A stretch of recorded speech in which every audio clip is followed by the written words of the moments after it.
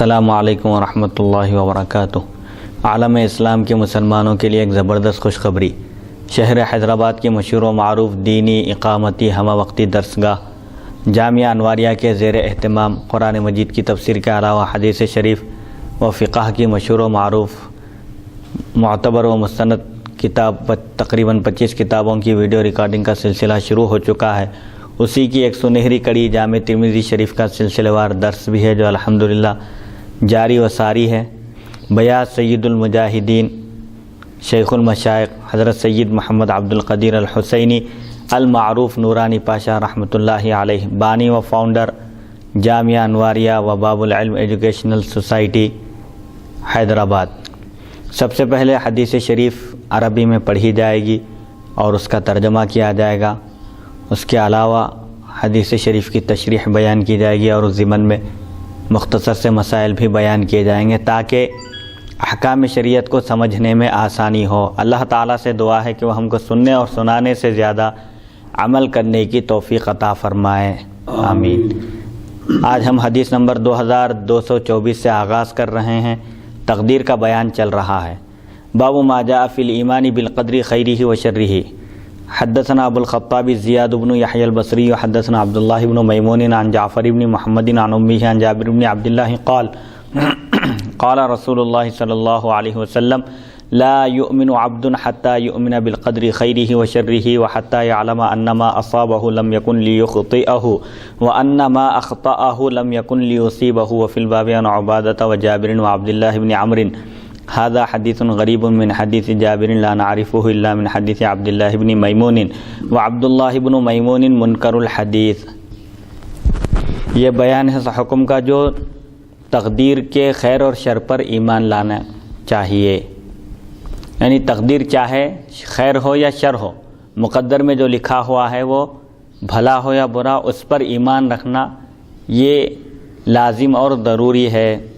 ایمان مفصل میں ہم پڑھتے ہیں کہ والقدر خیرہ و شرہ من اللہ تعالی، خیر ہو یا شر ہو وہ سب اللہ کی طرف سے ہے، اس پر بھی ایمان رکھنا ضروری ہے۔ البتہ آداب کا تقاضا یہ ہے، ادب یہ ہے کہ خیر کی نسبت، بھلائی کی نسبت اللہ کی طرف کی جائے اور شر کی نسبت اپنے نفس کی طرف کی جائے۔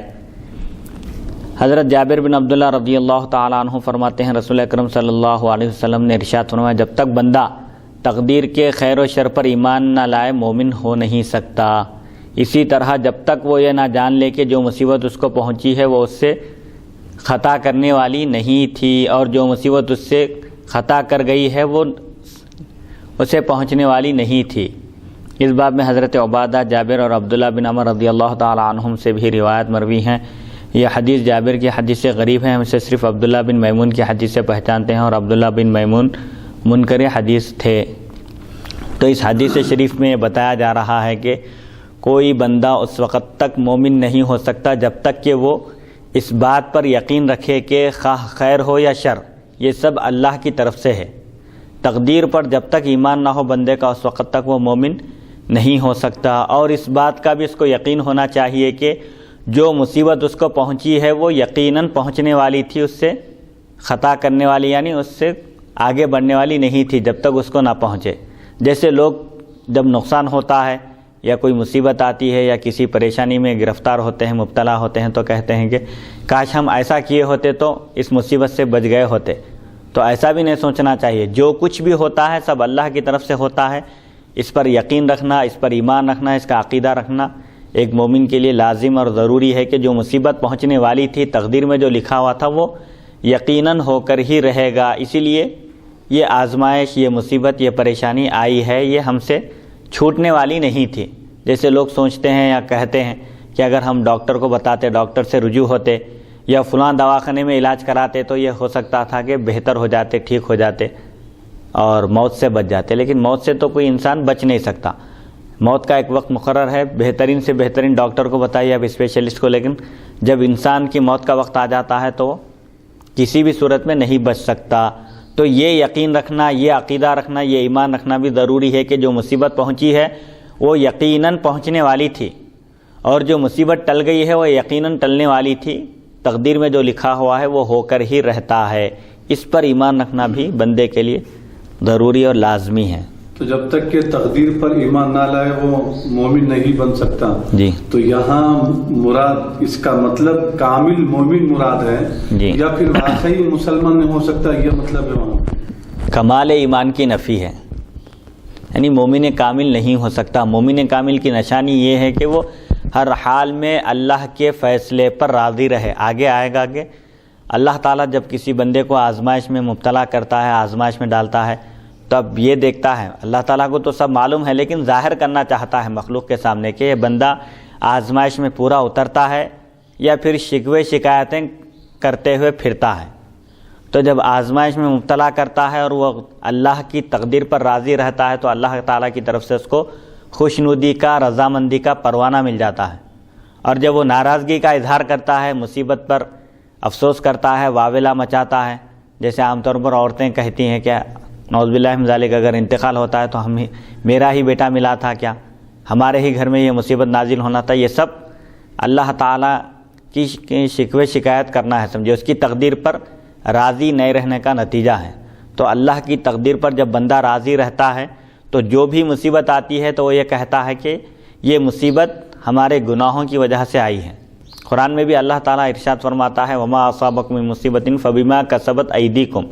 انسان کو جو مصیبت پہنچتی ہے، جو آزمائش آتی ہے، جو پریشانی لاحق ہوتی ہے، اس کا نتیجہ دراصل انسان کے اعمال ہوتے ہیں. عمل کی وجہ سے، بدعملی کی وجہ سے انسان پریشانیوں کا اور مصیبتوں کا شکار ہوتا ہے. تو بہرحال کمال ایمان یہ ہے کہ بندہ اللہ کے فیصلے پر راضی رہے، چاہے اس کو مصیبت پہنچے یا راحت، ہر حال میں اللہ کی تعریف کرے، اللہ کا شکر بجا لائے. جیسا کہ قرآن مجید میں مفتی صاحب اللہ تعالیٰ یہ ارشاد فرماتا ہے ما اصاب من مصیبت الا باذن اللہ. جی اس سے پہلے بھی آپ 2-3 بار جو ہے درس اپنی ترمذی میں پہلے کے جو درسیں ہوئے اس میں آپ فرما چکے کہ ہر مصیبت اللہ کی طرف سے نازل ہوتی ہے. اور ایک آپ یہ بھی بات فرمائے تھے مفتی صاحب کہ اللہ تعالیٰ فرماتا ہے قرآن مجید میں تم کو جو مصیبت پہنچتی ہے وہ تمہارے گناہوں کی وجہ سے پہنچتی ہے. جی یعنی دو مصیبت جو ہے دو وجہ سے پہنچتی ہیں. ایک تو بندے کے درجات کو بلند کرنے کے لیے بندے کے لیے اللہ کی بارگاہ میں درجہ مقرر ہوتا ہے. اگر اس کے مطابق وہ اعمال نہیں کرتا ہے اور اس کے اعمال نہیں ہوتے ہیں تو اللہ تبارک و تعالیٰ اس کو مختلف پریشانیوں میں، تکالیفوں میں مبتلا کر پھر اس کو صبر کی توفیق بھی دیتا ہے. پھر وہ توفیق دے کر اس درجے پر اس کو جو ہے مقرر کر دیتا ہے، فائز کر دیتا ہے جو اس کا وہ حقدار تھا، جہاں پر اس کو پہنچنا چاہیے تھا. یہ ایک ہو گیا. پھر اور ایک بندہ جو ہے گناہ دن اور رات گناہوں میں ملوث ہے، گناہ کر رہا ہے تو گناہوں کی وجہ سے بھی مصیبت اس پر نازل ہوتی ہے تاکہ اس کے گناہ کو مٹا دیا جائے، اس کی مغفرت ہو جائے. لیکن حافظ صاحب اس میں یہ ہے کہ جیسا کہ آپ دیکھیے اللہ پر ایمان، رسولوں پر ایمان، کتابوں پر ایمان، تقدیر پر ایمان. تو تقدیر پر ایمان ایسا میرے کو معلوم ہے کہ حافظ صاحب یہ فرض ہے، تقدیر پر ایمان فرض ہے. تو تقدیر کا منکر تو دار اسلام سے نکل جائے گا. تو پھر یہاں پر کمال ایمان کی بات کہاں سے آ گئی حافظ صاحب؟ تقدیر کا منکر دائر اسلام سے خارج نہیں ہوگا کیونکہ ایک فرقہ ہے. نہیں، یہ ایمانیت میں سے ہے نا. ہاں، ایمانیت پر ایمان، جی، اور رسولوں پر ایمان، جی، کتابوں پر ایمان، جی، مرنے کے بعد اٹھائے جانے پر ایمان، جی، پھر قیامت کے دن پر ایمان، جی، پھر تقدیر پر ایمان. تو تقدیر کے سلسلے میں بھی اہل سنت و جماعت کا جو مسلک ہے، ان کے خلاف میں جو 2 فرقے گئے ہیں، ایک فرقہ ہے جو بندے کو مجبور محض کہتا ہے. یہ بھی غلط ہے، گمراہی کا عقیدہ ہے. بندہ مجبور محض نہیں ہے. اللہ نے خیر اور شر پیدا کیے کیونکہ جب تک کسی چیز کی ضد موجود نہ ہو اس وقت تک وہ چیز پہچانی نہیں جاتی. جیسے اگر تاریکی نہ ہو تو روشنی کا تصور نہیں کیا جا سکتا. تو ہر چیز اپنی ضد سے پہچانی جاتی ہے، ایک بنیادی قاعدہ ہے. اسی وجہ سے اللہ نے خیر کے ساتھ شر بھی پیدا کیا تاکہ خیر اور شر میں امتیاز ہو سکے اور دونوں ایک دوسرے کی ضد سے پہچانے جا سکے. تو خیر اور شر کو اللہ نے پیدا کیا، لیکن اللہ شر سے راضی نہیں ہے. بندے کو اللہ نے کاسب بنایا، اختیار دیا، عقل دیا کہ تم عقل کے ذریعے دونوں راستوں میں سے کسی ایک راستے کو اختیار کرو. اللہ خیر سے راضی ہے، شر سے راضی نہیں ہے، لیکن خالق خیر و شر ہے. اللہ خیر کا بھی خالق ہے اور شر کا بھی. لیکن ادب کا تقاضا یہ ہے کہ اللہ کی طرف شر کی نسبت نہ کی جائے، جیسا کہ قرآن مجید میں بھی جگہ جگہ تعلیم دی گئی ہے کہ جہاں خیر کا ذکر ہے وہاں اللہ کی طرف نسبت کی جا رہی ہے، اور جہاں شر کا ذکر ہے وہاں اپنے نفس کی طرف۔ جیسے تفصیل میں اگر چلا جاؤں تو بہت دیر ہوگی۔ حضرت موسیٰ علیہ السلام اور خضر علیہ السلام کا جو واقعہ ہے، وہاں پر حضرت خضر علیہ السلام جب تفصیل بیان کی اپنے واقعے کی کہ حضرت موسیٰ علیہ السلام اور حضرت خضر علیہ السلام جب کشتی میں سوار ہوئے، وہ لوگ بغیر کسی اجرت کے، بغیر کسی ٹکٹ کے دونوں کو کشتی میں سوار کر لیے، تو حضرت خضر علیہ السلام کشتی کو سوراخ کر دیے۔ تو حضرت موسیٰ علیہ السلام پر اعتراض کرے کہ بھئی یہ لوگ ہم کو بغیر اجرت کے کشتی میں سوار کرا لیے اور آپ ان کی کشتی کو عیبدار کر دیے، سوراخ کر دیے۔ تو خضر علیہ السلام بولے میں اس کی تفصیل بعد میں بیان کروں گا بولے۔ پھر اس کے بعد آگے چل کر اور ایک واقعہ پیش آیا کہ ایک گاؤں میں داخل ہوئے تو وہاں پر بچے کھیل رہے تھے، تو ایک بچے کو آپ قتل کر دیے، مار ڈالے اس کو۔ پھر اور ایک گاؤں میں داخل ہوئے، وہاں پر لوگوں سے ضیافت طلب کیے کہ ہم مہمان ہیں اور مسافر اجنبی ہیں، ہماری ضیافت کریے، تو لوگ انکار کر دیے۔ تو وہاں پر ایک دیوار گر رہی تھی، اس کو اشارے سے ٹھہرا کر دیے، کھڑا کر دیے، محفوظ کر دیے۔ موسیٰ علیہ السلام سے ذکر کرے کہ اب وہ جو چیزیں آپ راستے میں دیکھیں ان کی تفصیل یہ ہے، تو اس میں آپ بیان کیے کہ یہ جو کشتی ہے، کشتی چلانے والے یہ مسکین غریب لوگ ہیں، اور ہم کشتی میں سوار ہو کر جس طرف جا رہے تھے وہاں ایک ظالم بادشاہ تھا جو ہر صحیح و سالم محفوظ کشتی کو ظلماً غصب کر لیتا تھا، ہڑپ کر لیتا تھا۔ تو میں نے چاہا کہ فَأَرَدْتُ أَنْ أَعِيبَهَا، کشتی کو عیبدار کر دوں۔ تو یہاں پر فَأَرَدْتُ بولے، عیبدار کرنا، عیبدار بنانا یہ ایک خرابی ہے، یہ خوبی کی صفت نہیں ہے، تو وہاں پر عیب کی نسبت اپنی طرف کی ہے، فَأَرَدْتُ أَنْ أَعِيبَهَا۔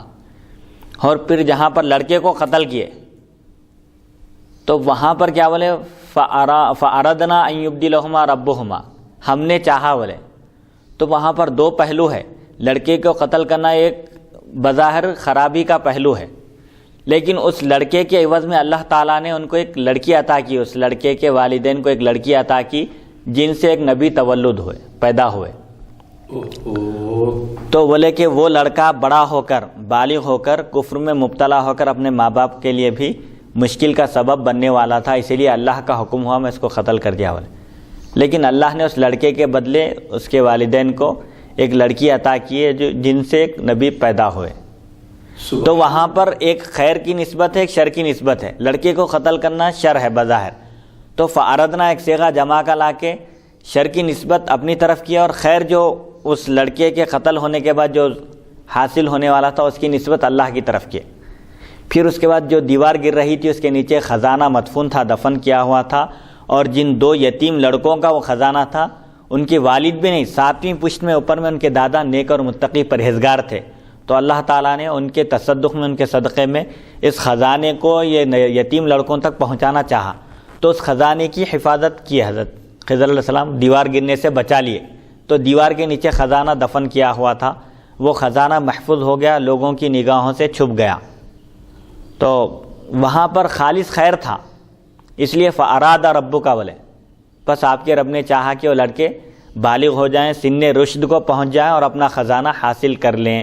تو بہرحال قرآن مجید کی جو تعلیمات ہیں اور احادیث شریفہ کے جو ارشادات ہیں حضور پاک علیہ الصلوۃ والسلام کے احادیث شریفہ میں، ان ارشادات کی روشنی میں ہم کو یہ تعلیم ملتی ہے، یہ ہدایت ملتی ہے، اور یہ پیغام ملتا ہے کہ شر کی نسبت بندے کو اپنی طرف کرنی چاہیے، برائی کی نسبت اپنی طرف کرنی چاہیے۔ مطلب یہ ہے کہ اگر کوئی گناہ سرزد ہو جائے تو یہ میرے نفس کی شامت کی وجہ سے، میرے نفس کی خرابی کی وجہ سے یہ گناہ ہوا ہے، اس میں شیطان کا اور نفس کا حصہ ہے، اللہ کا کوئی یہ نہیں ہے۔ اور البتہ خیر کی نسبت، اگر کوئی بھلائی کا کام ہم سے سرزد ہو جائے، نیکی کا کام ہم سے ہو جائے، کوئی نیکی کی توفیق مل جائے، تو اللہ کا شکر بجا لانا چاہیے کہ اس نے ہم کو اس کار خیر کی توفیق بخشی اور اس کی طاقت عطا کی، ورنہ ہمارے اندر نیکی کرنے کی نہ طاقت ہے اور نہ ہی گناہ سے بچنے کی قوت ہے، یہ صرف اللہ کی طرف سے ہے۔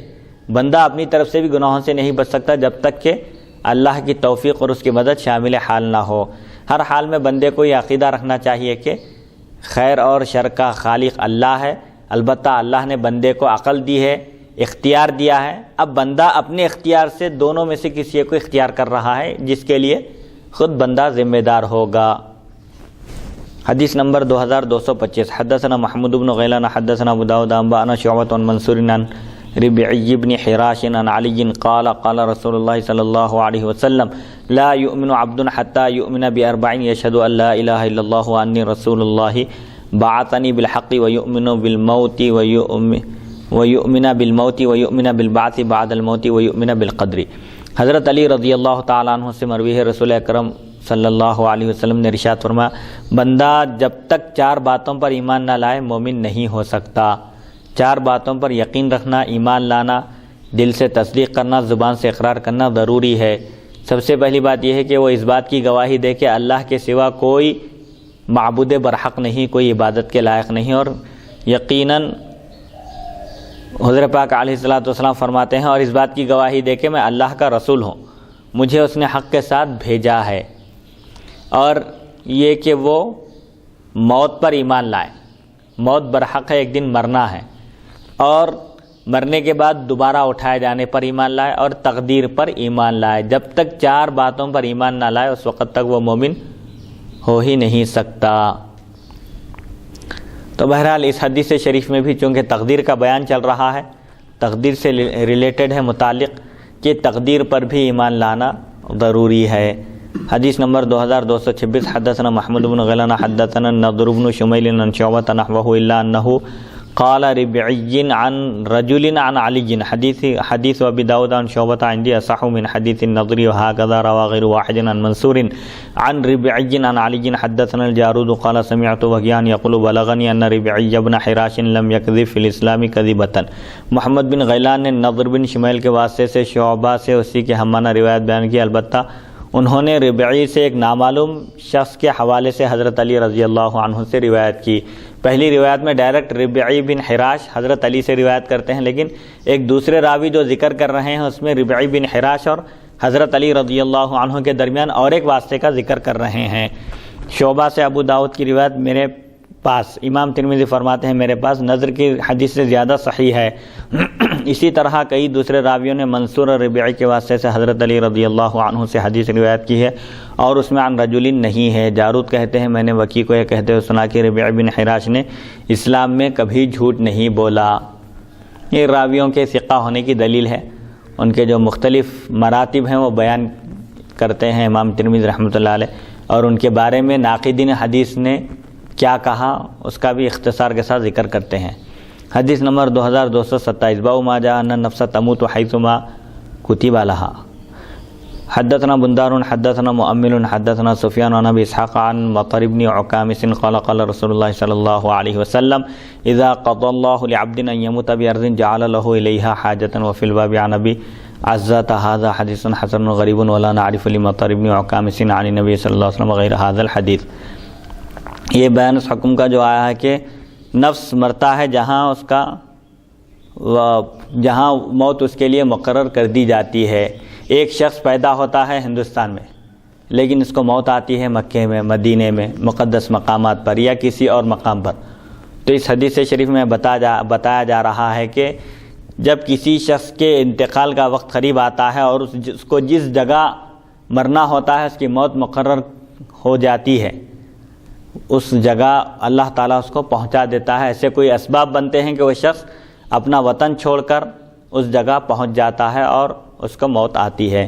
حضرت مطر بن عکامس رضی اللہ عنہ سے روایت ہے، رسول اکرم صلی اللہ علیہ وسلم نے ارشاد فرمایا جب اللہ تعالیٰ کسی شخص کے لیے کسی مقام پر موت لکھ دیتا ہے تو وہاں اس کے لیے کوئی ضرورت پیدا کر دیتا ہے، کوئی ضرورت بنا دیتا ہے۔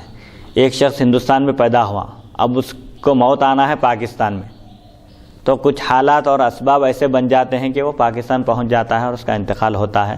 ایسے بہت سارے واقعات ہیں۔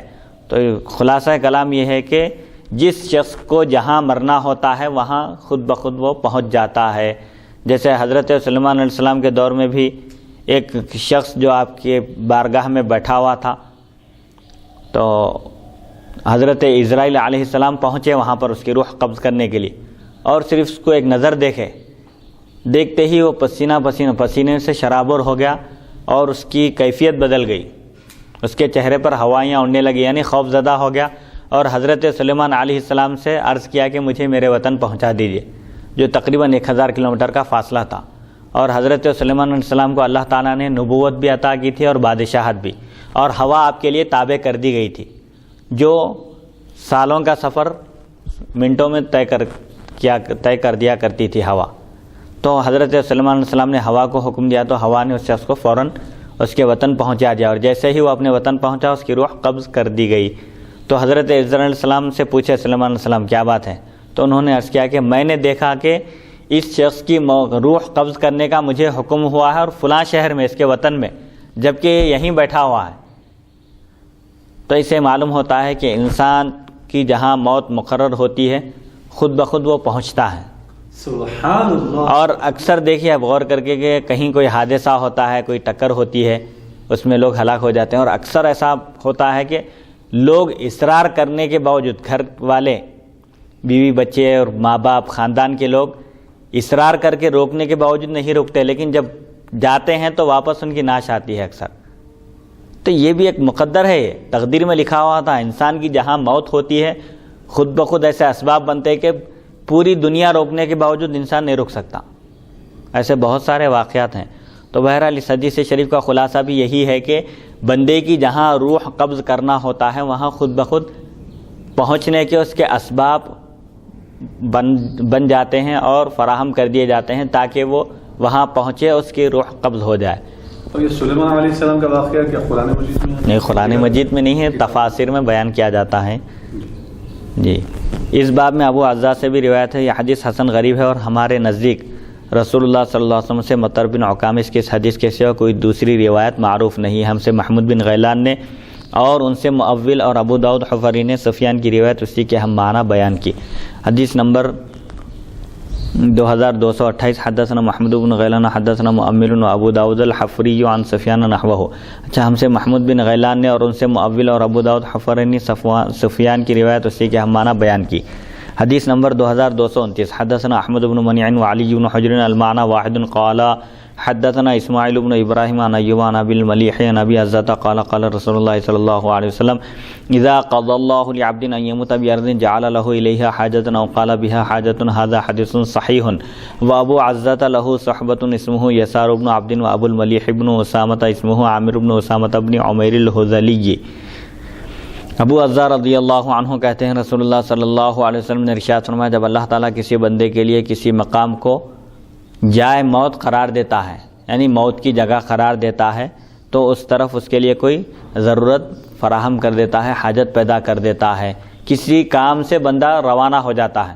جیسے کسی کی موت حیدرآباد میں لکھی ہوئی ہے، سمجھے کسی اور گاؤں سے یا شہر سے آ رہا ہے، کوئی کام نکل جاتا اس کو، یہاں پہنچتا اور انتقال ہو جاتا اس کا۔ جی۔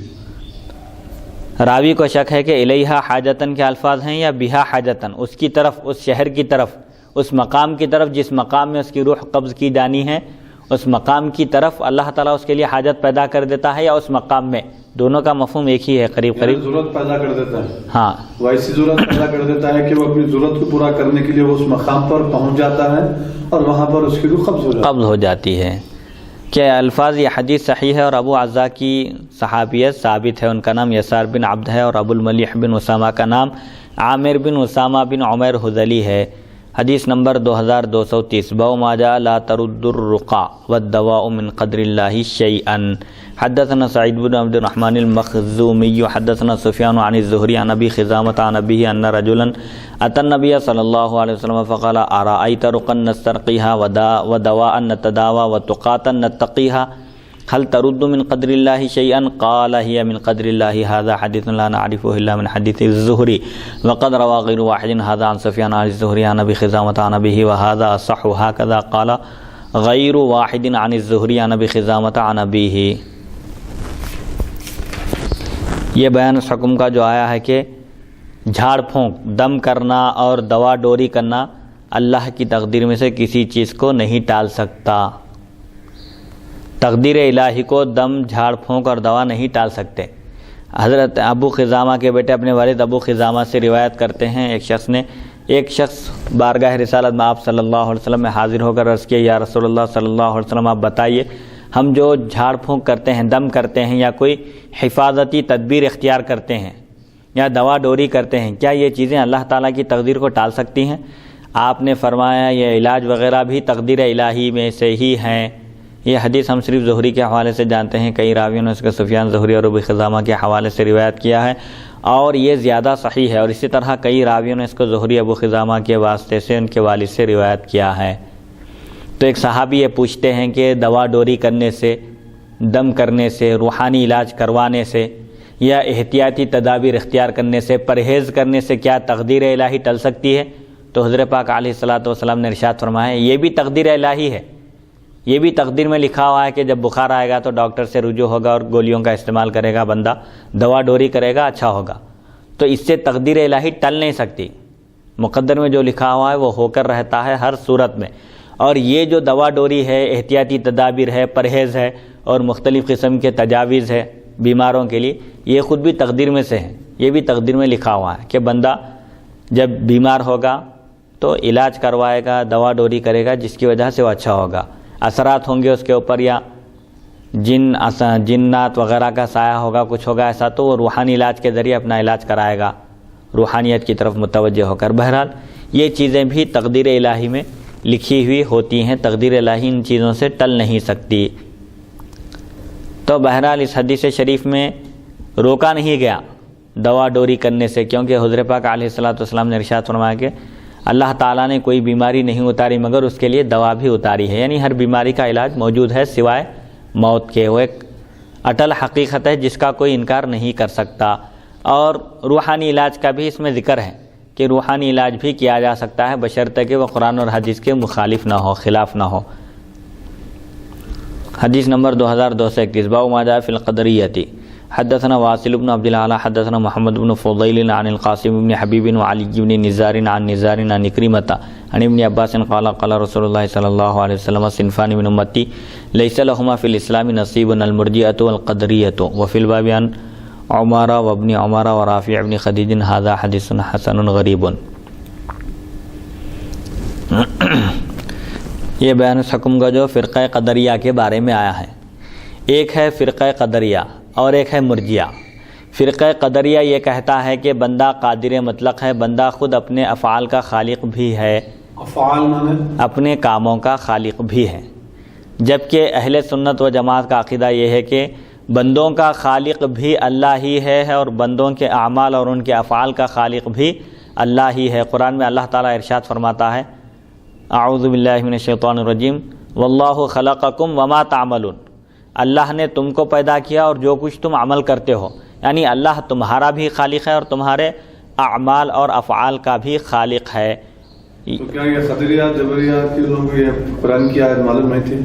تو گمراہ ہو گئے وہ لوگ، دونوں لوگوں کے دوسرے استدلالات ہیں، ان لوگوں کے ذہنی اور اختراع کی وجہ سے یا اپنے عقلی گھوڑے دوڑا کر انہوں نے جو عقائد ایجاد کیے ہیں۔ قرآن کی آیتیں تو بہت سارے لوگوں کے سامنے ہیں، لیکن اس کا مطلب بیان کر کے الگ مطلب لے کر اس کی تعویل کر کے گمراہ ہو گئے۔ اسی لیے اللہ تعالیٰ فرماتا ہے یضل بہ کثیرا ویہدی بہ کثیرا، کہ اس کے ذریعے بہت سارے لوگ گمراہ بھی ہوتے ہیں اور بہت سارے ہدایت بھی پاتے ہیں۔ حضرت محمد بن سیرین رحمۃ اللہ علیہ سب بہت بڑے معبر ہیں، تابعی ہیں، ان کے پاس ایک گمراہ جماعت آئی اور حضرت سے عرض کی کہ آپ کچھ بیان کیجئے، تو حضرت بیان نہیں کیے۔ اس کے بعد بولے ہم کچھ بیان کریں گے آپ سنیے، قرآن کی تلاوت کریں گے آپ سنیے۔ تو حضرت فرمایا کہ آپ لوگ میرے پاس سے اٹھ جائیے اور مجھے کچھ مت سنائیے۔ تو ان لوگوں کے جانے کے بعد حضرت کے شاگرد اور حلقہ ارادت میں جو لوگ داخل تھے، حضرت کے قریبی لوگ، انہوں نے آپ سے سوال کیا، پوچھا کہ وہ لوگ آپ کو قرآن سنانے کی خواہش کیے تو آپ انکار کر دیے، نہیں سنے، اور حدیث شریف سنانے کی خواہش کیے تو اس وقت بھی آپ سننے کے لیے آمادہ نہیں ہوئے، کیا بات ہے؟ تو حضرت فرمایا کہ قرآن تو وہی ہے اور حدیث بھی وہی ہے جو صحابہ کے دور میں حضرت پاک علیہ الصلوۃ والسلام کے عہد مبارک میں تھا، لیکن مجھے اس بات کا ڈر تھا کہ لوگ قرآن کی آیت پڑھ کے اس کا جو مفہوم ہے اور جو اس کی مراد ہے، اللہ تعالیٰ نے اسے جو مراد لی ہے اس کے خلاف اگر بیان کر دے اور میرے دل میں وہی عقیدہ بیٹھ جاتا تو مجھے ڈر تھا کہ کہیں میں سیدھے راستے سے ہٹ نہ جاؤں۔ تو سب کے پاس قرآن ہے، 72 فرقے بھی یہی دعویٰ کریں گے کہ ہم بھی قرآن ہی کے ماننے والے ہیں، قرآن پر ہمارا ایمان ہے، لیکن قرآن کی تعویل اور اس کے مطالب اور مفاہیم کو بیان کرنے میں غلطی کر کے بہت سارے لوگ گمراہ ہو گئے۔ صحابہ نے جو تفسیر بیان کی ہے قرآن کی، تابعین سے جو تفسیر مروی ہے، منقول ہو کر آئی ہے، اور جمہور اہل حق نے جو تفسیر بیان کی اس سے ہٹ کر لوگ گمراہ ہو گئے۔ اپنی منمانی تفسیریں کرنے لگے اور اپنی طرف سے واقعات، من گھڑت واقعات وغیرہ بیان کر کے سیدھے راستے سے ہٹ گئے۔ تو ایک فرقہ ہے قدریہ جو بندے کو قادر مطلق کہتا ہے اور کہتا ہے کہ بندہ ہی اپنے افعال کا، اپنے کاموں کا خالق ہے، خیر کا کام کرے، بھلائی کا کرے یا برائی کا، بندہ ہی خود اس کا اختیار رکھتا ہے۔ یہ فرقہ بھی گمراہی پر ہے۔ اور ایک فرقہ ہے جو بندے کو مجبور محض مانتا ہے، جو یہ کہتا ہے کہ بندہ بالکل پتھر کی طرح ہے، جماد ہے، جب تک آپ پتھر کو حرکت نہیں دیں گے، ہلائیں گے نہیں، وہ نہیں ہل سکتا۔ تو بندہ مجبور محض ہے، نعوذ باللہ من ذالک۔ بندہ جو بھی کرتا ہے وہ سب اللہ کراتا ہے اس سے، چاہے وہ خیر ہو یا شر، نیکی ہو یا بدی، اچھائی ہو یا برائی، یہ سب اللہ کراتا ہے، بندہ مجبور محض ہے، کچھ بھی نہیں کر سکتا بندہ۔ یہ فرقہ بھی گمراہی پر ہے۔ حضرت علی کے پاس ایک شخص آ کر عرض کیا کہ بندہ مختار ہے یا مجبور، پاور والا ہے، کنٹرول والا ہے، بندہ اختیار والا ہے یا مجبور ہے؟ تو حضرت علی رضی اللہ تعالیٰ عنہ نے ایک حکیمانہ جواب دیا، اسے فرمایا کہ اپنا سیدھا پیر اٹھاؤ۔ تو وہ شخص اپنا ایک پیر اٹھایا، اس کے بعد فرمایا کہ اب بایاں پیر اٹھاؤ۔ تو اس شخص نے کہا کہ میں سمجھ گیا، سیدھا پیر اٹھایا اس کا مطلب یہ ہے کہ اس کو اختیار ہے، بایاں پیر نہیں اٹھا سکتا سیدھا پیر نیچے رکھے بغیر، اس کا مطلب یہ ہے کہ کچھ مجبور بھی ہے۔ تو بندے کو اللہ تعالیٰ نے بالکل مختار بھی نہیں بنایا اور بالکل مجبور محض بھی نہیں بنایا، بلکہ اس نے خیر اور شر کو پیدا کر کے دونوں راستے بتا دیے۔ وَهَدَيْنَاهُ النَّجْدَيْنِ، خیر کا راستہ بھی بتا دیا اللہ نے اس کو اور شر کا راستہ بھی بتا دیا، جنت کی طرف جانے والا راستہ بھی بتا دیا اور دوزخ کی طرف لے جانے والا راستہ بھی بتا دیا۔ اب اس کے بعد اس کو عقل دیا اللہ نے کہ عقل کے ذریعے تم جس راستے کو چاہے اختیار کرو۔ اب جنت کے راستے کو اختیار کریں گے تو اچھا بدلہ ملے گا، اور جہنم کے راستے کو اختیار کریں گے تو برا بدلہ ملے گا، جہنم میں رہیں گے۔ تو پھر حضرت محمد بن سیرین رحمۃ اللہ علیہ کی اس واقعے سے امت کے لیے اس میں یہ تعلیم ہے کیا مفتی صاحب کہ جو لوگ بد عقیدہ ہیں، جی، جن کے گمراہ عقیدے والے لوگ ہیں، تو نہ ان کو کوئی آیت سناؤ اور نہ کوئی چیز ان سے سنو؟ جی ہاں، یہ لازمات ہے، جب ہم سنائیں گے تو وہ لوگ بھی سنیں گے پلٹا کے تو تو لہذا نہ ان کو سناؤ نہ ان سے کوئی چیز سنو، جی، یعنی ان کی صحبت سے دور رہو۔ جی کیا اس بات کی طرف اشارہ ہے یہ بات؟ ہاں، اس واقعے سے ہم کو یہ نصیحت ملتی ہے کہ جو گمراہ فرقے ہیں، جو اہل سنت و جماعت سے ہٹ کر، اہل حق کی جماعت سے ہٹ کر جو اپنا الگ فرقہ بنا لیے ہیں، اپنا ایک الگ گروپ بنا لیے ہیں، اور اہل سنت و جماعت اور قرآن اور احادیث شریفہ سے جو عقائد جمہور اہل سنت نے بتائے ہیں، اہل حق اور اہل علم نے جو بتائے ہیں، ان سے ہٹ کر جو چل رہے ہیں، عام مومنوں کا راستہ چھوڑ کر جو اپنا الگ راستہ بنا لیے ہیں، ان سے نہ قرآن سننا چاہیے اور نہ ہی احادیث شریفہ، کیونکہ قرآن اور حدیث تو وہی ہے، لیکن اس کے مطالب اور مفاہیم میں ان سے غلطی ہو گئی ہے، اس کو سمجھنے میں اور اس کو کما حقہ اس سے واقف ہونے میں ان سے غلطی ہو گئی ہے۔ اس وجہ سے ہم کو چاہیے کہ ہم ایسے بدعقیدہ لوگوں سے دور رہیں، نہ ان کی اتباع کریں اور نہ ہی ان کی اقتداء کریں، یعنی نہ ان کے پیچھے نماز پڑھنا چاہیے اور نہ ہی ان کے جلسے اور جلوسوں میں شرکت کرنا چاہیے۔ تو فرقہ مرجیہ اور فرقہ قدریہ، مرجیہ کا عقیدہ یہ ہے کہ انسان مجبور محض ہے، جو کچھ بھی ہوتا ہے سب اللہ کی تقدیر سے ہوتا ہے، تقدیر الہی سے ہوتا ہے۔ اور قدریہ کا نظریہ یہ ہے، قدری فرقہ یہ کہتا ہے کہ بندہ اپنے افعال کا خالق ہے، بندے کے افعال میں نعوذ باللہ من ذالک اللہ کا کوئی عمل اور دخل نہیں ہے، اس کا کوئی ارادہ داخل ہی نہیں ہے، جو کچھ بھی کرتا ہے بندہ کرتا ہے۔ تو یہ دونوں فرقے بھی گمراہی پر ہے۔ اہل سنت و جماعت کا مسلک یہ ہے، عقیدہ حق یہ ہے کہ بندہ نہ مجبور محض ہے اور نہ ہی مختار مطلق ہے، بلکہ اللہ نے اس کو عقل سلیم عطا کی ہے جس کے ذریعے وہ خیر اور شر میں تمییز کر سکے۔ اللہ نے خیر اور شر دونوں کو پیدا کیا ہے، لیکن خیر سے راضی اور شر سے راضی نہیں ہے، تمیز معنی فرق کرنے کے لیے، کیونکہ ہر چیز اپنی ضد سے پہچانی جاتی ہے۔ جب تک تاریکی نہ ہو روشنی کا تصور نہیں کیا جا سکتا، جب تک اندھیرا نہ ہو روشنی، ہاں اندھیرا نہ ہو اس وقت تک روشنی کو سمجھا نہیں جا سکتا۔ حدیث نمبر حضرت ابن عباس رضی اللہ تعالیٰ عنہما سے مروی ہے، رسول اکرم صلی اللہ علیہ وسلم نے ارشاد فرمایا، میری امت کے دو فرقے ایسے ہیں جن کا اسلام میں کوئی حصہ نہیں، ایک فرقہ مرجیہ اور دوسرا فرقہ قدریہ۔ اس باب میں حضرت عمر ابن عمر اور رافع بن خدیج رضی اللہ عنہم سے بھی روایت مروی ہیں، یہ حدیث حسن غریب ہے۔ حدیث نمبر 2232، حدثنا محمد بن رافع حدثنا محمد بن بشیر حدثنا سلام بن ابی عمرہ عن اکرمہ عن ابن عباس عن النبي صلى الله عليه وسلم قال محمد بن رافع وحدثنا محمد بن بشر حدثنا علي بن نزار عن نزار بن عكرمة عن ابن عباس عن النبي صلی اللہ علیہ وسلم نحوہ. محمد بن رافع نے دو مختلف سندوں سے حضرت ابن عباس رضی اللہ عنہما کے واسطے سے رسول اکرم صلی اللہ علیہ وسلم سے اسی کے ہمانہ حدیث روایت کی. حدیث نمبر 2233. حدثنا ابو ہریرہ محمد بن فراس البصری حدثنا ابو قتيبة وسلم بن قتيبة حدثنا ابو العوام عن قتادة عن مطرف بن عبد الله بن الشخير عن أبيه عن النبي صلى الله عليه وسلم قال مثل ابن آدم وإلى جنبه 99 منية إن اخطأته المنايا وقع في الحرم حتى يموت. هذا حديث حسن غريب لا نعرفه إلا من هذا الوجه. وأبو العوام هو عمران القطان. انسانی خواہشات. حضرت عبداللہ بن شقیق رضی اللہ عنہ سے مروی ہے رسول اکرم صلی اللہ علیہ وسلم نے ارشاد فرمایا انسان کی صورت اس حالت میں بنائی گئی ہے کہ اس کے پہلو میں 99 خواہشات ہیں. اگر وہ زندگی بھر ان تمناؤں سے محفوظ بھی رہا تو بڑھاپے میں تو ضرور واقع ہوتا ہے یہاں تک کہ اسے موت آ جاتی ہے. یہ حدیث حسن غریب ہے اور ہم اسے صرف اسی سند سے جانتے ہیں اور ابو العوام سے مراد عمران القطان ہے. حدیث شریف کا خلاصہ یہ ہے کہ انسان کے دل میں خواہشات تو بہت ہوتے ہیں اور انسان ان خواہشات کی تکمیل میں لگا رہتا ہے یہاں تک کہ اس کو موت آ جاتی ہے. اگر وہ تمام مصائب اور آفات سے محفوظ بھی رہا تو موت ایک ایسی اٹل حقیقت ہے جس سے کسی کو مفر نہیں ہے, چھٹکارا نہیں ہے. اسی لیے ایک شاعر نے کہا کہ ہزاروں خواہش ایسی کہ ہر خواہش پہ دم نکلے, بہت نکلے میرے ارماں مگر پھر بھی کم نکلے, کچھ اس طرح کا مفہوم ہے.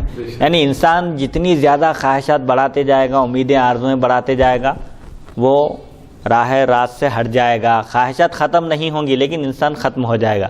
اسی لیے حضور فرمایا کہ انسان جب بوڑھا ہوتا ہے تو 2 چیزیں اس کے باوجود اس کے دل میں جوان رہتی ہیں, ایک تو مال کی حرص اور ایک عمر کی. اور عمر چاہیے, یہ چاہتے ہیں لوگ کہ میں اور دنیا میں زندگی گزارنا چاہیے, رہنا چاہیے, جینا چاہیے. تو بہرحال انسان کے خواہشات تو بہت ہوتی ہیں لیکن انسان کو ان خواہشات کی تکمیل کرنے کے بجائے اللہ اور اس کے رسول کی خوشنودی حاصل کرنے کے طریقے اور ذرائع ڈھونڈنا چاہیے تاکہ یہ چند روزہ زندگی جو گزر جائے گی اس کے بعد پھر عمل کرنے کا موقع نہیں ملے گا, دوبارہ دنیا میں آنا نہیں ہے. اسی لیے اس دنیا سے رخصت ہونے سے پہلے بندے کو چاہیے کہ وہ اللہ اور اس کے رسول کو راضی کرے, ان کی خوشنودی حاصل کرے اور نیک اعمال کی طرف راغب رہے. خواہشات کبھی ختم نہیں ہو سکتی. انسان کی خواہشات کی تکمیل میں لگا رہے گا تو خواہشات تو مکمل نہیں ہوں گے لیکن اس کی زندگی ختم ہو جائے گی. لہذا خواہشات کی تکمیل کے بجائے اللہ اور اس کے رسول کی خوشنودی طلب کرنا چاہیے. حدیث نمبر 2234. باب ما جاء فی الرضا بالقضاء. یہ بیان اس حکم کا جو قضاء الہی پر راضی رہنے کے بارے میں آیا ہے. حدثنا محمد بن بشار حدثنا ابو عامر عن محمد بن ابي حميد عن اسماعيل بن محمد بن سعد بن ابي وقاص عن ابيه عن سعد قال قال رسول الله صلى الله عليه وسلم من سعادة ابن آدم رضاه بما قضى الله له ومن شقاوة ابن آدم تركه استخارة الله ومن شقاوة ابن آدم سخطه بما قضى الله له.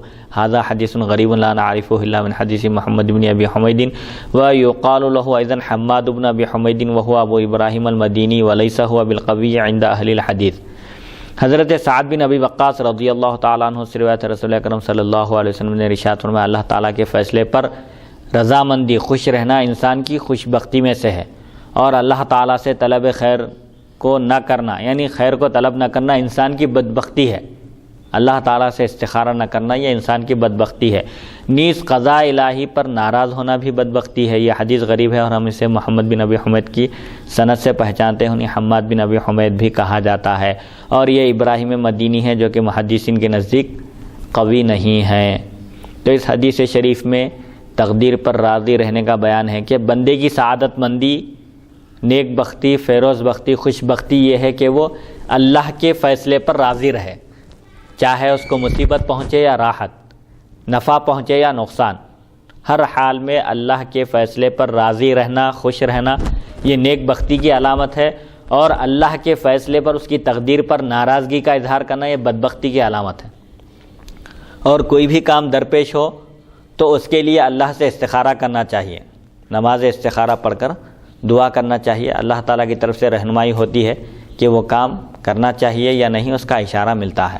تو بہرحال استخارہ نہ کرنا یہ بھی بدبختی کی علامت بتائی گئی ہے، اور استخارے کی بڑی اہمیت بھی ہے.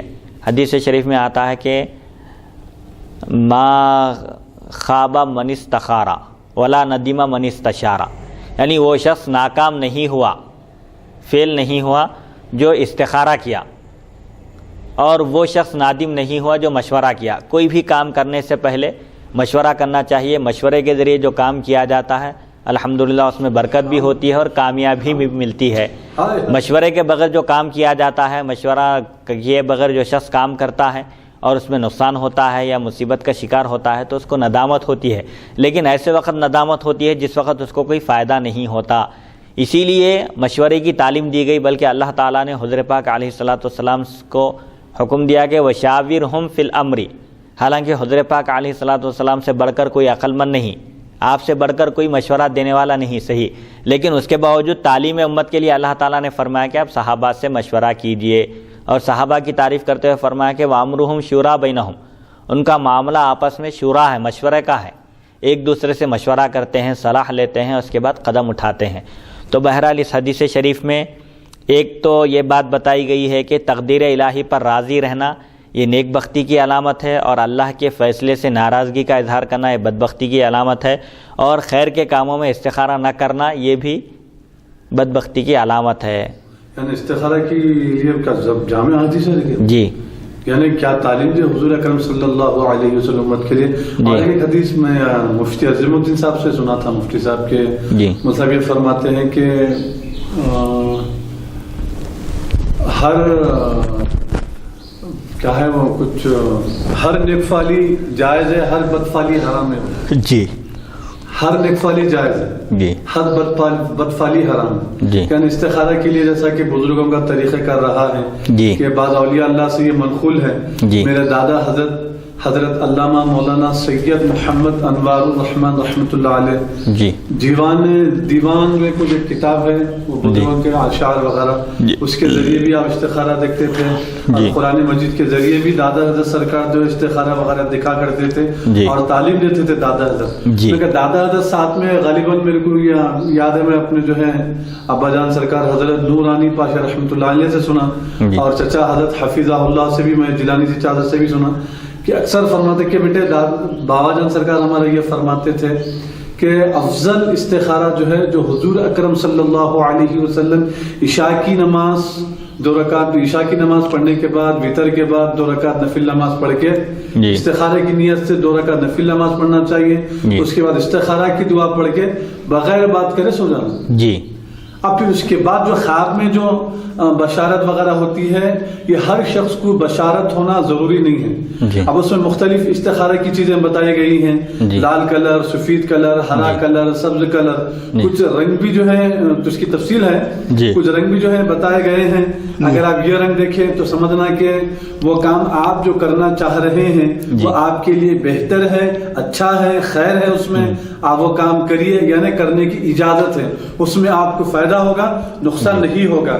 بعض رنگ، بعض کلر ایسے ہیں وہ اگر آپ کو خواب میں نظر آتے ہیں تو اس کا مطلب یہ ہے کہ آپ وہ کام نہیں کرنا چاہیے. اگر آپ وہ کام کریں گے تو اس میں آپ کے لیے نقصان ہے. تو اس کے ذریعے بھی رہنمائی ہوتی ہے، یا کوئی بزرگان دین کے ذریعے جو ہے وہ خواب میں بشارت کے ذریعے جو ہے وہ لوگ بول دیتے ہیں. خیر وہ بشارت کے لیے میرے جیسے 2 کوڑی کے لیے نہیں ہے، وہ ایک اونچے معیار کے لوگ ہیں، بزرگ لوگ ہیں، ان کو جو ہے نا باقاعدہ بشارتیں بھی ہوا کرتی ہیں خواب میں، اس کے ذریعے بھی ان کو اللہ کی مدد سے اطلاع ہو جاتی ہے.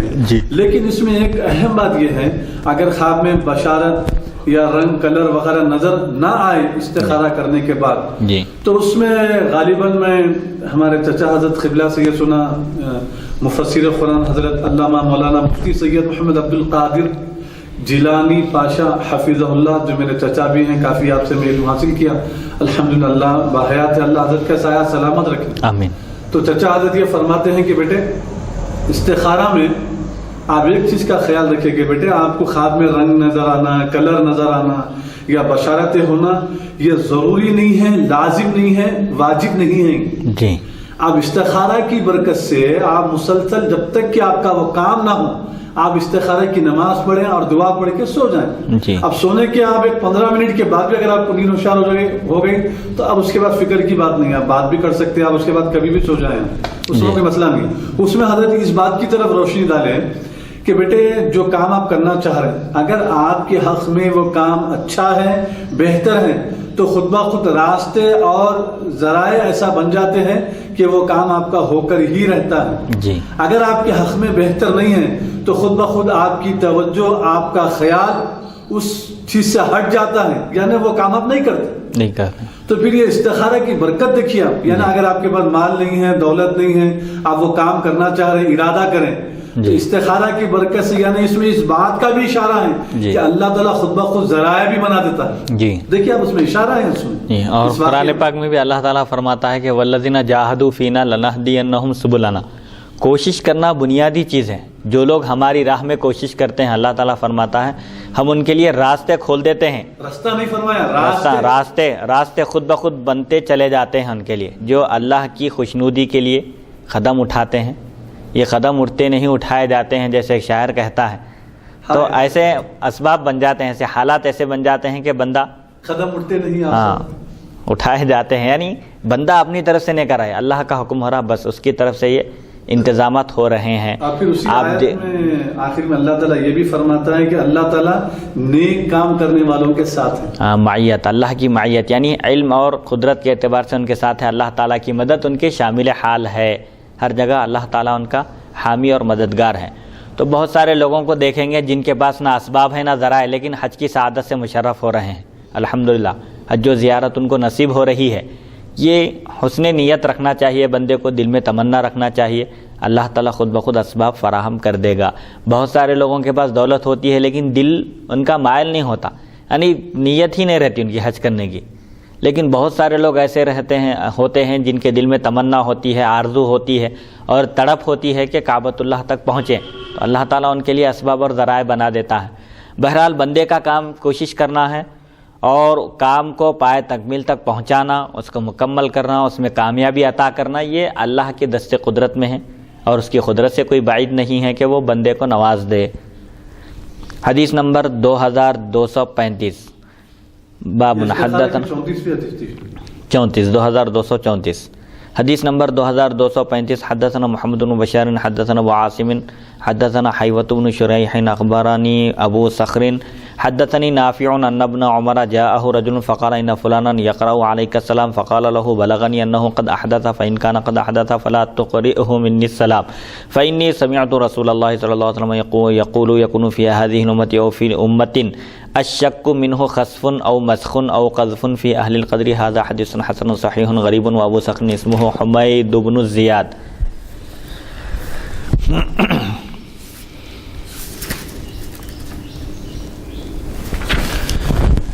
بدعت مذمومہ کا بیان.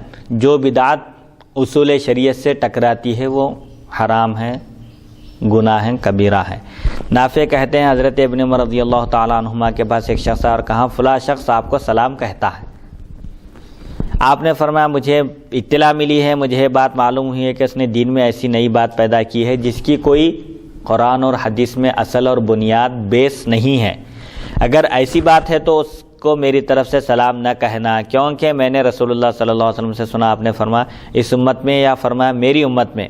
راوی کو شک ہے اس امت میں فرمایا حضور پاک علیہ الصلوۃ والسلام نے یا میری امت میں زمین میں دھنسا دینا, چہروں کو مس کر دینا اہل قدر میں ہے. یعنی سابقہ امتوں پر جو عذاب آئے تھے وہ میری امت میں عذاب عمومی عذاب نہیں آئے گا. عمومی عذاب کیسے, جیسے پوری کی پوری امت ہلاک کر دی جاتی تھی, ایسا نہیں, بلکہ خسف بھی ہوگا, یعنی زمین میں دھنسا دیا جانا ہوگا, اور چہروں کا مسخ کر دیا جانا یہ بھی ہوگا, اور قذف پھینک دینا بھی ہوگا. مطلب یہ ہے کہ مختلف قسم کے عذاب جو سابقہ امتوں پر آئے تھے, میری امت کے جو قدریہ فرقے کے لوگ ہیں, جو بندے کو قادر مطلق کہتے ہیں, خود مختار کہتے ہیں, جس کے عمل اور فعل میں نعوذ باللہ من ذالک اللہ کا کوئی ارادہ نہیں ہوتا, جو کچھ بھی کرتا ہے بندہ کرتا ہے, جو یہ کہتے ہیں, ان کے پاس یہ صورتیں ہوں گی, خسف بھی ہوگا, مسخ بھی ہوگا, اور مختلف قسم کے عذابوں میں مبتلا ہوں گے. یہ حدیث حسن صحیح غریب ہے اور ابو صخرہ کا نام حمید بن زیاد ہے. تو اس حدیث شریف سے معلوم ہوتا ہے کہ جو اہل بدعت ہیں، قرآن اور حدیث میں جو چیزیں جو عقیدہ یا جو عمل نہیں ہے اس کو جو ایجاد کرتے ہیں اور وہ قرآن اور حدیث سے ٹکراتا ہے، تو پھر ایسی بدعت کی شریعت میں مذمت آئی ہے، جیسا کہ حضرت عبداللہ بن عمر رضی اللہ تعالیٰ عنہما نے فرمایا کہ مجھے اطلاع ملی ہے کہ اس شخص نے ایک بدعت ایجاد کی ہے جس کی کوئی اصل قرآن اور حدیث میں نہیں ہے۔ اگر ایسی ہی ہے بات، یہ وہ شخص بدعتی ہو گیا ہے تو پھر میری طرف سے سلام مت پہنچاؤ۔ تو اس سے معلوم ہوتا ہے کہ بدعتیوں سے میل جول نہیں رکھنا چاہیے اور ان سے اختلاط یعنی ان کے جلسوں میں شرکت بھی نہیں ہونی چاہیے، نہ ان کی اتباع کرنا چاہیے اور نہ ہی ان کی اقتداء۔ خود یہ حضرت عبداللہ بن عمر رضی اللہ عنہما کے کلام کا خلاصہ، جیسا کہ فتاوی نظامیہ میں حضرت شیخ الاسلام بانی جامعہ رحمۃ اللہ علیہ مولانا محمد انوار اللہ فاروقی رحمۃ اللہ علیہ کے شاگرد رشید، جنہوں نے 28 سال تک حضرت کی خدمت میں رہنے کا شرف حاصل کیا، اور 28 سال کے عرصے میں آپ فرماتے ہیں کہ میں نے کبھی شیخ الاسلام رحمۃ اللہ علیہ کی کوئی نماز قضا ہوتے ہوئے نہیں دیکھی، اتنا میں نے آپ کو شریعت کا متبع پابند، شریعت کی پیروی کرنے والا پایا۔ آپ کے حکم سے مفتی رکن الدین صاحب رحمۃ اللہ علیہ کو جامعہ نظامیہ کے دارالفتہ کے سب سے پہلے مفتی بنایا گیا، مفتی اول آپ جامعہ نظامیہ کے رہے ہیں۔ آپ نے فتاوی نظامیہ میں لکھا ہے کہ بدعقیدہ لوگوں کی اتباع اور اقتداء دونوں بھی درست نہیں ہے، نماز میں ان کی اقتداء نہیں کرنا چاہیے اور جلسوں اور جلوسوں میں ان کی اتباع بھی نہیں کرنی چاہیے۔ تو بہرحال حضرت عبداللہ بن عمر رضی اللہ عنہما کے عمل سے بھی یہ معلوم ہوتا ہے کہ جو بدعتی ہے، جو عام مومنوں کے راستے سے ہٹ کر ایک نیا راستہ اختیار کیا ہوا ہے، اس شخص سے نہ تعلقات رکھنے چاہیے اور نہ ہی میل جول رکھنا چاہیے اور نہ ہی اس کو سلام کرنا چاہیے۔ اب بدعت سے کیا مراد ہے؟ بدعت سے مراد جس کی کوئی اصل نہ ہو اور جس کی وجہ سے کسی سنت کو ترک کرنا لازم آئے، اور اگر اس کی اصل میں اگر شریعت میں اصل موجود ہے اور وہ اچھا کام ہے تو وہ بدعت حسنہ ہیں۔ علماء نے بدعت کی 5 قسمیں بیان کی ہیں، ایک بدعت واجبہ، ایک بدعت مندوبہ یعنی مستحب، ایک بدعت حرام ہے، اور ایک بدعت مکروہ ہے، اور ایک بدعت مباح ہے۔ اس لیے ہر نئی بات کو بدعت نہیں کہا جا سکتا، بلکہ جو بدعت قرآن اور حدیث سے نہیں ٹکرا رہی ہے اس کو اختیار کیا جا سکتا ہے، جیسے حضرت سیدنا عمر بن خطاب رضی اللہ تعالی عنہ نے نماز تراویح کی بدعت ایجاد کی۔ نماز تراویح تو حضور پاک علیہ الصلوۃ والسلام کے عہد مبارک میں بھی پڑھی گئی، لیکن سب کو ایک امام کے پیچھے جمع کرنے کا جو کام حضرت عمر رضی اللہ عنہ نے انجام دیا ہے، اس طرح حضرت پاک علیہ الصلوۃ والسلام کے عہد مبارک میں نہیں تھا۔ صحابہ کرام تنہا بھی پڑھا کرتے تھے اور 3 یا 4 دن حضرت پاک علیہ الصلوۃ والسلام کے پیچھے بھی نماز ادا کیے۔ تو حضرت عمر رضی اللہ عنہ نے دیکھا کہ لوگ الگ الگ جماعتیں بنا کر پڑھ رہے ہیں، کوئی الگ الگ تنہا پڑھ رہے ہیں، تو آپ نے ایک ہی امام کے پیچھے سب کو جمع کیا اور فرمایا کہ یہ کیا ہی اچھی بدعت ہے۔ تو بدعت سے مراد یہ قرآن اور حدیث سے نہیں ٹکرا رہی ہے۔ ایسے ہی قرآن مجید، اگر ہر چیز کو بدعت کہیں گے تو حضرت پاک علیہ الصلوۃ والسلام کے عہد مبارک میں قرآن مجید آج ہمارے سامنے جس شکل میں موجود ہے اس شکل میں موجود نہیں تھا، بلکہ پتوں پر اور مختلف چیزوں پر لکھا ہوا تھا، قرآن مجید بکھرا ہوا تھا۔ لیکن حضرت عمر رضی اللہ عنہ نے حضرت ابوبکر صدیق رضی اللہ عنہ کے عہد مبارک میں ایک جنگ ہوئی جس کا نام ہے جنگ یمامہ، غالباً جنگ یمامہ ہے۔ اس جنگ میں تقریباً 700 صحابہ ایسے شہید ہوئے جو سب کے سب حافظ قرآن تھے۔ تو حضرت عمر رضی اللہ تعالیٰ عنہ حضرت ابوبکر صدیق رضی اللہ عنہ کی خدمت میں حاضر ہو کر عرض کیے کہ جنگ یمامہ میں تقریباً 700 حفاظ صحابہ شہید ہو چکے ہیں، اور مجھے ڈر ہے کہ اگر حفاظ صحابہ کی شہادت کا یہی سلسلہ جاری رہا تو قرآن مجید ہمارے ہاتھ سے نکل جائے گا اور ہمارے درمیان محفوظ نہیں رہے گا۔ لہٰذا اب قرآن مجید کو جمع کرنا چاہیے، اس کو یکجا کرنا چاہیے۔ تو حضرت ابوبکر صدیق رضی اللہ تعالیٰ عنہ نے فرمایا کہ یہ ایک ایسا کام ہے جس کو حضور نے فرمایا تو میں کیسے کر سکتا ہوں؟ تو حضرت عمر نے عرض کیا کہ اللہ کی قسم یہ کام خیر کا ہے، اس میں کسی قسم کا کوئی شر نہیں ہے، امت کے لیے ایک سہولت ہو جائے گی، پورا قرآن مجید یکجا ہو جائے گا، ایک جگہ جمع ہو جائے گا تو محفوظ بھی رہے گا۔ اللہ تعالیٰ نے اس کی حفاظت کا ذمہ لیا ہے، کتاب کے ذریعے بھی اور سینے قلب کے ذریعے بھی، حافظ قرآن کے ذریعے بھی۔ تو حضرت ابوبکر صدیق رضی اللہ عنہ فرماتے ہیں کہ حضرت عمر مسلسل سے اس کا ذکر کرتے رہے یہاں تک کہ میرا شرح صدر ہو گیا، اللہ کی طرف سے میرے دل میں بھی یہ بات آ گئی کہ یہ کام خیر کا ہے اور یہ ہونا چاہیے، کیونکہ یہ شریعت کے کسی اصول سے نہیں ٹکرا رہا ہے۔ چنانچہ جو بدعت کی رٹ لگانے والے ہیں، بدعت کہتے ہیں، وہ لوگ آج قرآن بھی نہیں پڑھ سکتے، کیونکہ اور پھر قرآن مجید حضور پاک علیہ الصلوۃ والسلام کے عہد مبارک میں صحابہ کے دور تک بھی اس پر اعراب بھی نہیں تھا، زیر زبر پیش بھی نہیں تھا اور نقطے بھی نہیں تھے۔ یہ جو کام انجام دیا ہے حجاج بن یوسف نے اپنے دور میں قرآن مجید پر اعراب لگانے کا اہتمام کیا اور نقطوں کا بھی اہتمام کیا، ورنہ آج ہم قرآن مجید کی بھی تلاوت نہیں کر سکتے تھے۔ تو ہر چیز بدعت نہیں ہے، بلکہ بدعت کی بھی قسمیں ہیں۔ وہ بدعت جو اصول شریعت سے ٹکراتی ہے وہ رد کر دی جائے گی، وہ حرام ہے۔ البتہ جو بدعت اصول شریعت سے نہیں ٹکراتی ہے، قرآن اور حدیث کے کسی قاعدے سے اس کا ٹکراؤ نہیں ہو رہا ہے، تو اس کو اختیار کیا جا سکتا ہے۔ حدیث نمبر 2236، حدثنا یحیی بن موسی حدثنا ابو داؤد الطیالسی حدثنا عبد الواحد بن سلیم قال قدمت مکہ فلقيت عطاء بن ابي رباح فقلت له يا ابا محمد ان اهل البصرة يقولون في القدر قال يا بني تقرأ القرآن قلت نعم قال فاقرأ الزخرف قال فقرأت حاميم الكتاب المبين إنا جعلناه قرآنا عربيا لعلكم تعقلون وإنه في أم الكتاب لدينا لعلي حكيم قال أتدري ما أم الكتاب قلت الله ورسوله أعلم قال فإنه كتاب كتبه الله قبل أن يخلق السماء وقبل أن يخلق الأرض فيه أن فرعون من أهل النار وفيه تبت يدا أبي لهب وتب قال عطاء فلقيت الوليد بن عبادة بن الصامت صاحب رسول الله صلى الله عليه وسلم فسألته ما كانت وصية أبيك عند الموت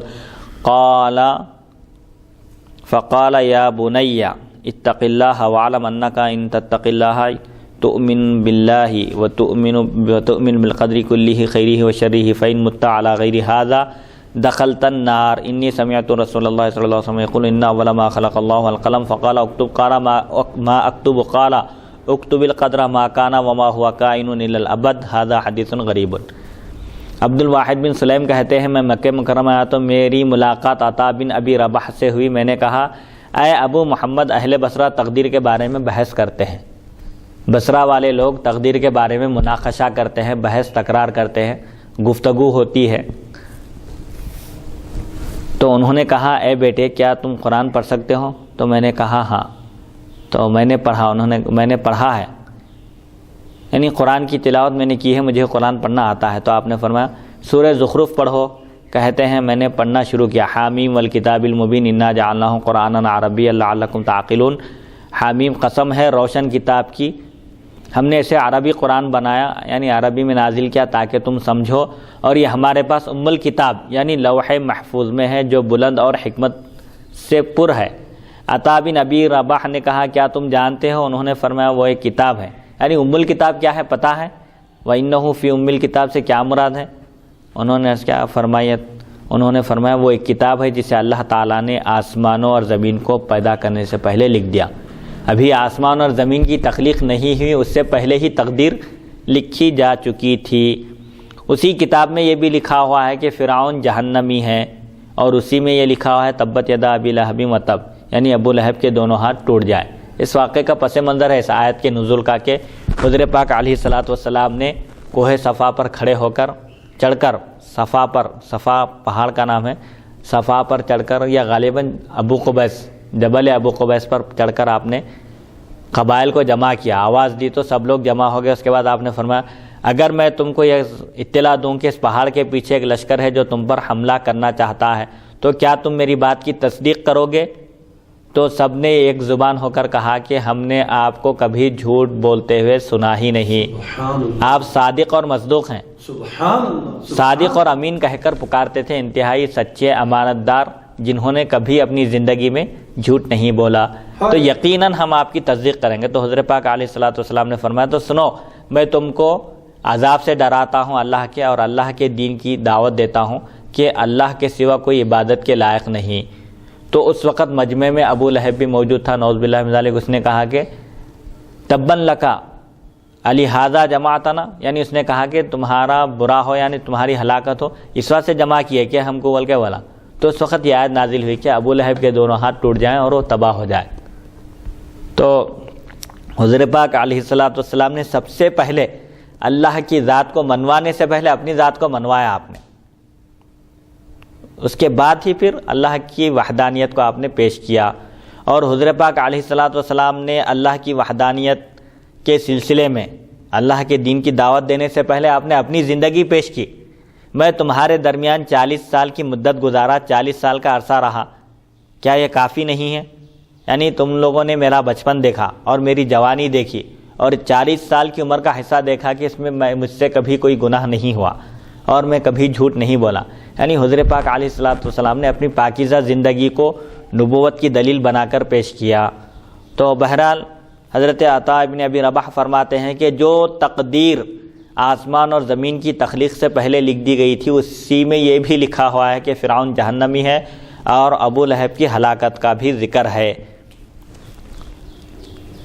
عطا کہتے ہیں پھر میں صحابی رسول ولید بن عبادہ بن صامت رضی اللہ عنہ سے ملاقات کیا اور ان سے پوچھا کہ آپ کے والد نے وصال کے وقت کیا وصیت فرمائی تھی. انہوں نے فرمایا میرے والد نے مجھے بلا کر فرمایا اے بیٹے اللہ تعالیٰ سے ڈرو، اللہ کے عذاب سے ڈرو اور اس کی اطاعت کرو، اور یہ بات جان لو کہ اگر اللہ تعالیٰ سے ڈرو گے تو اللہ تعالیٰ پر اور ہر خیر اور شر کے جانب الہی یعنی من جانب اللہ ہونے پر ایمان لاؤ گے، اگر تم اس کے خلاف پر مر گئے تو جہنم میں داخل ہوگے.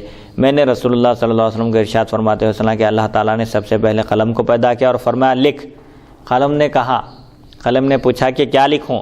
تو اللہ تعالیٰ نے فرمایا تقدیر کو لکھ جو کچھ ہو چکا ہے اور جو ابد تک ہوگا. یہ حدیث غریب ہے.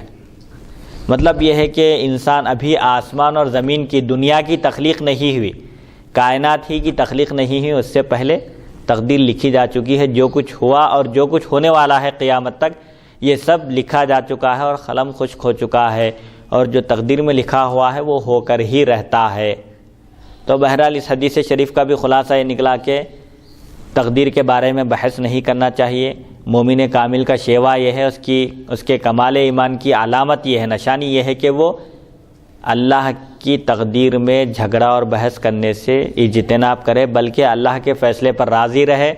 بھلائی ہو اس سے، نیکی کے کام ہو تو اللہ کا شکر بجا لائے، اور اگر گناہ سرزد ہو جائے اس سے گناہ ہو جائے، بدی کے کام ان سے صادر ہوں تو اللہ کی بارگاہ میں رجوع ہو، استغفار کرے اور ان گناہوں کی نسبت اپنے نفس کی طرف کرے، یعنی اپنے خود کی طرف کرے کہ یہ میرے ہی نفس کی شرارت سے ایسا عمل ہوا ہے.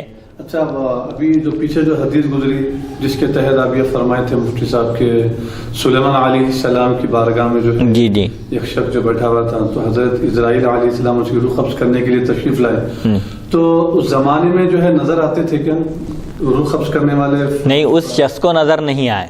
تو پھر اس کو پسینہ کیسا آنا شروع ہو گیا؟ اس کو حضرت سلیمان علیہ السلام کی بارگاہ میں حاضر ہوئے اور ایسی کیفیت پیدا ہو گئی بھائی کہ جیسے ایک شخص خراب ہو گیا، طبیعت ایسی جیسے طبیعت میں ایک بے چینی محسوس ہوتی ہے، کوئی کہیں بیٹھا ہوا ہے لیکن ایسا محسوس ہو رہا ہے اس کی کیفیت سے کہ وہ شخص اپنی نشست بدل رہا ہے، بے چینی کا اظہار کر رہا ہے. تو آپ محسوس کر سکتے ہیں جیسے کوئی جلسے میں بیٹھا ہوا یا کسی میٹنگ میں بیٹھا ہوا یا کہیں ایک ایسی جگہ ہے جہاں سے وہ نکلنا چاہتا ہے لیکن وہ نکل نہیں سکتا، یا تو حیا مانے ہو رہی ہے یا کوئی رکاوٹ ہے، ایسے محسوس ہو جاتا ہے. تو بہرحال حضرت سلیمان علیہ السلام بھی محسوس کیا اور وہ شخص اظہار بھی کر دیا کہ مجھے میرے وطن پہنچا دیجئے فوراً. اور سلیمان علیہ السلام ہو سکتا ہے کہ جی ہاں اس واقعے کو دیکھ رہے ہیں، اور انبیاء کے پاس تو ملک الموت جب حاضر ہوتے ہیں تو اجازت لے کر آتے ہیں. انبیاء کا معاملہ عام لوگوں سے الگ ہے، ہماری روح قبض کی جاتی ہے اجازت کے بغیر، لیکن انبیاء کا معاملہ بہت اونچا اور اعلیٰ معیار کا ہے کہ ان کے پاس اجازت کے بغیر تو اندر بھی داخل نہیں ہو سکتے وہ لوگ مکان میں. اسرائیل علیہ السلام جب بھی اجازت لے کر ہی آئے تھے. اور دوسری بات یہ ہے کہ ہو سکتا ہے کہ اس وقت اس شخص کو نظر بھی آئے ہوں، ایسا ممکن بھی ہے، نظر آ سکتے ہیں، کوئی مشکل نہیں ہے، لیکن ہماری آنکھوں کے اندر وہ طاقت نہیں کہ ہم نورانی مخلوق کو دیکھ سکیں.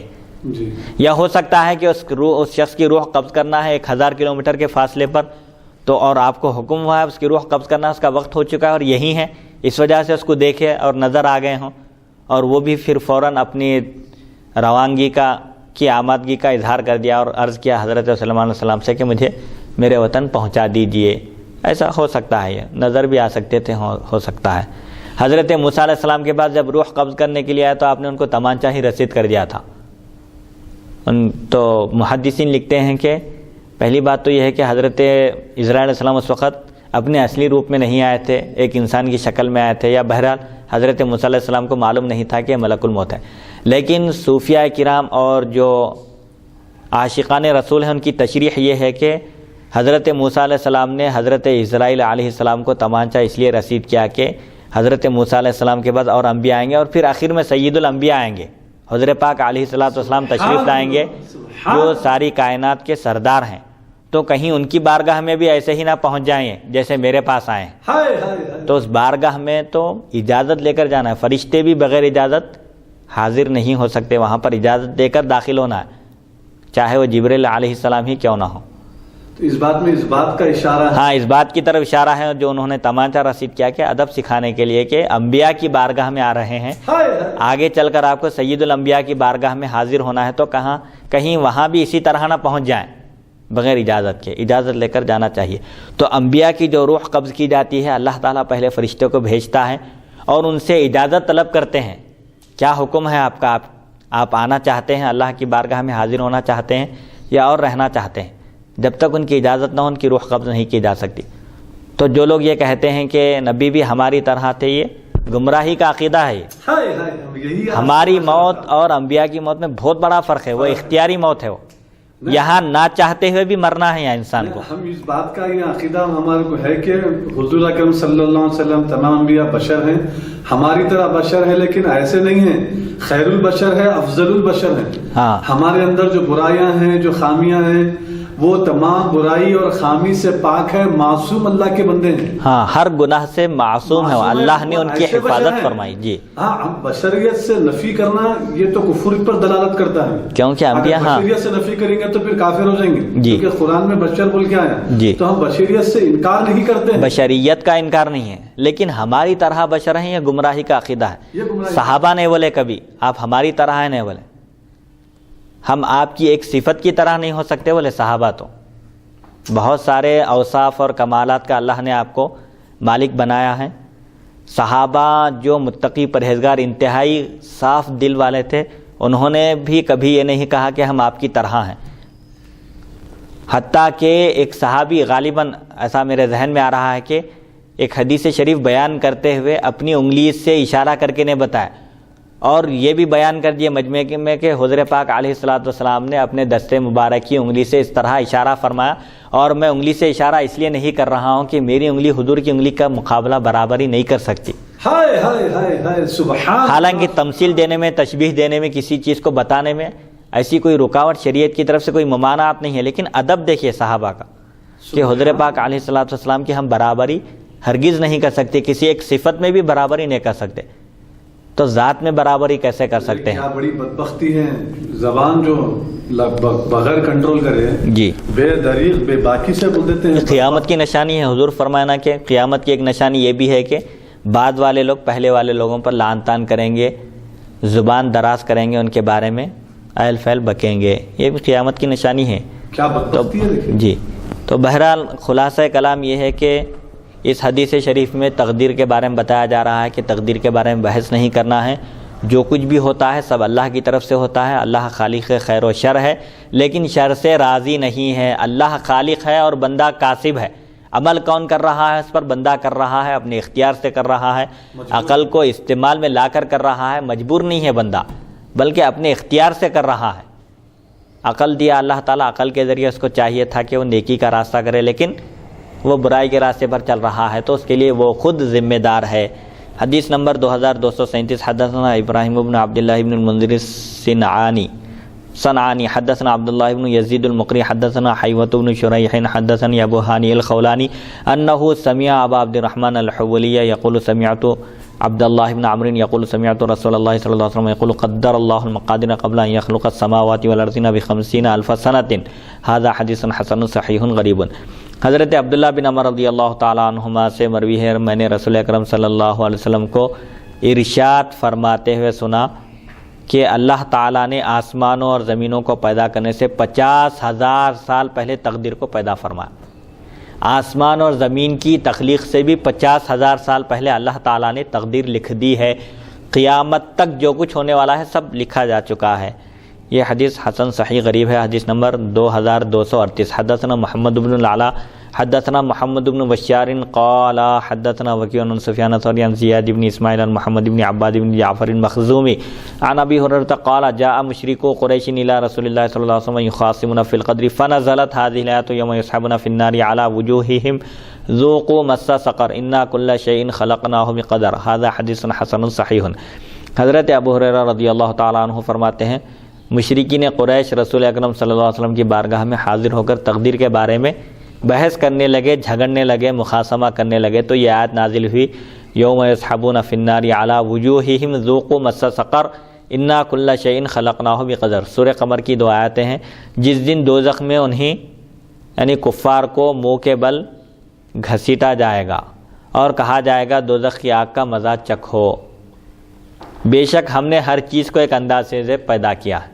اللہ تعالیٰ فرماتا ہے کہ ہم نے ہر ایک چیز کا ایک اندازہ مقرر کیا ہے اور اس کی تقدیر لکھ دی ہے. تقدیر کے بارے میں جھگڑا کرنا، بحث کرنا یہ مومنوں کا شیوا نہیں ہے، یہ کفار کا طریقہ ہے، مومنوں کا کام نہیں ہے. مومنوں کا کام نہیں ہے. مومن کا کام یہ ہے کہ وہ اللہ کے حکم کے آگے سر جھکا دے، کیونکہ مسلمان کہتے ہیں اسی کو جو اللہ اور اس کے رسول کے احکام کے آگے اپنی گردن جھکا دے. اسلام کے معنی خود ہے اطاعت کرنا، گردن جھکا دینا، کسی بات کو تسلیم کر لینا بلا چوں اچرا، کیوں ایسا کیوں، ہاں دلیل کی ضرورت نہیں ہے، کوئی حجت پروف کرنا، یہ پروف کرنا بغیر کسی دلیل کے، بغیر کسی دلیل کے، بغیر کسی حجت کے، بغیر کسی تکرار کے، چوں چرا کیے بغیر اسلامی احکام کے آگے اپنی گردن جھکا دینے کا نام اسلام ہے. اور اس طرح عمل کرنے والے کو مسلمان کہتے ہیں، اور یہی ایک مومن کے نیک بختی کی علامت بھی ہے. اللہ سبحانہ و تعالیٰ سے دعا ہے کہ وہ ہم کو سننے اور سنانے سے زیادہ عمل کرنے کی توفیق عطا فرمائے. وصلی اللہ تعالیٰ علی خیر خلقہ سیدنا محمد و آلہ و صحبہ اجمعین والحمد للہ رب العالمین.